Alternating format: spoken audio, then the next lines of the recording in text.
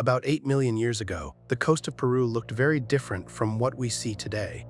Warm, shallow waters rolled over sandy shores, and in them cruised a small baleen whale, Piscobalina, barely 3 or 4 meters long. It was no giant. Picture something the size of a modern beluga, peacefully straining plankton through its baleen plates. Man, but beneath that calm surface, trouble waited. Just out of sight, a shadow shifted, a predator, the kind that attacked from below, exactly the way great whites strike today. Piscobalina didn't have echolocation to warn it, so it never sensed what was coming. One moment it swam, the next. A massive shape surged upward, jaws wide. We know what killed it because the attacker left behind a calling card, a single tooth embedded in the whale's fossilized remains. A tooth bigger than your hand. The killer was Megalodon, the largest shark to ever slice through Earth's oceans, reaching up to 18 meters long, almost 3/4 the length of a blue whale. Megalodon was a swimming nightmare. Its mouth could swallow a human whole without even trying. And for over 10 million years, this monster ruled the oceans, appearing everywhere from New Zealand to the Netherlands. But then, 2.6 million years ago, it vanished. Not Hollywood vanished, really vanished. Completely wiped from the fossil record, right as the Pliocene transitioned into the Pleistocene. Today's oceans, especially the whales that now thrive, silently confirm that this ancient titan is gone for good. So how do you kill the biggest shark that ever lived? Ironically, by letting nature create something even more powerful. Megalodon belonged to a line of sharks known as the mega-toothed sharks, a family called Otodontidae. These weren't your everyday reef sharks. These were evolutionary tanks. Their ancestors go back to the Eocene, nearly 20 million years before Megalodon itself appeared. Gens at the root of the family tree was Otodus obliquus, a comparatively small shark with knife-like teeth. Over millions of years, its descendants grew bigger and bigger until, eventually, Megalodon appeared around 23 million years ago. But why did it grow so huge? It's simple, its prey got huge too. At the end of the Mesozoic era, tectonic forces pushed up mountain ranges across North America and Asia. Those mountains weathered over time, pouring nutrient-rich sediment into the sea. Coastal waters exploded with new life, creating a buffet for marine mammals. Whales, dolphins, seals, all packed with energy-rich fat, became the perfect food source for evolving sharks. And as whales doubled in size, the mega-toothed sharks doubled right along with them. Newborn megalodons were already beasts, measuring 2 to 3 meters at birth. That's the size of a fully grown great white.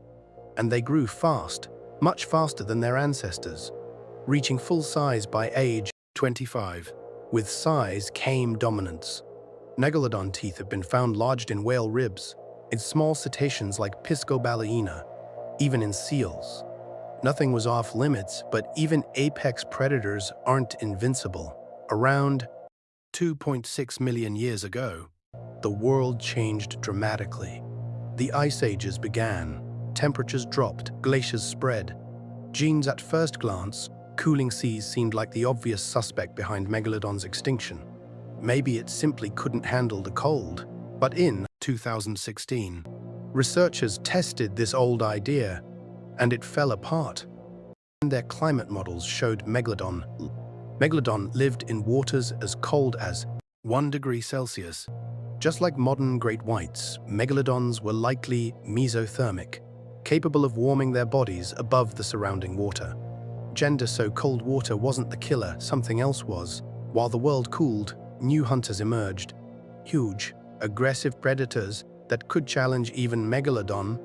And first came Leviathan melvillei, a 17-meter sperm whale armed with massive, serrated teeth and jaws strong enough to crush bone. Unlike modern sperm whales that prefer squid, Leviathan hunted whales, the same prey Megalodon depended on. Then came a more familiar face, the ancestors of the modern great white. First, Carcharodon hubbly showed up, slicing into the same whale species Megalodon ate. Megalodon. Later, the first true great white shark evolved. Smaller, faster, more agile, and extremely efficient. Lambs for the first time in millions of years, Megalodon had competition, and while predators multiplied, prey disappeared. By the late Pliocene, whale diversity crashed from about 60 species down to 40. Because tiny ocean organisms called diatoms, the base of the marine food chain, suffered a massive decline. The closing of the seaway between North and South America altered ocean circulation, disrupting nutrient flow and collapsing ecosystems. Bound fewer diatoms, fewer krill, fewer whales. And fewer whales a death sentence for a shark that needed tons of meat just to stay alive. And suddenly being big wasn't an advantage. It was a liability. Smaller sharks like great whites survived by being quick, flexible hunters. Megalodon, gigantic and slow to reproduce, simply couldn't keep up. 2.6 million years ago, the last of the megalodons disappeared forever. What happened next reshaped the oceans. With Megalodon gone, whales were suddenly free from giant predators. During the Pleistocene, cold, nutrient-rich polar waters bloomed with life again, diatoms rebounded, and whales exploded in size. This is why the blue whale, the biggest animal in Earth's history, only appears in the fossil record in the last 2 million years. No 18-meter shark around equals room for 25-meter whales to evolve. The megatooth sharks took almost 30 million years to reach the colossal size of Megalodon. But there's an interesting twist. Today's great whites are growing slightly larger and faster than their ancestors. Giant whales are enormous again. Predation pressure is low.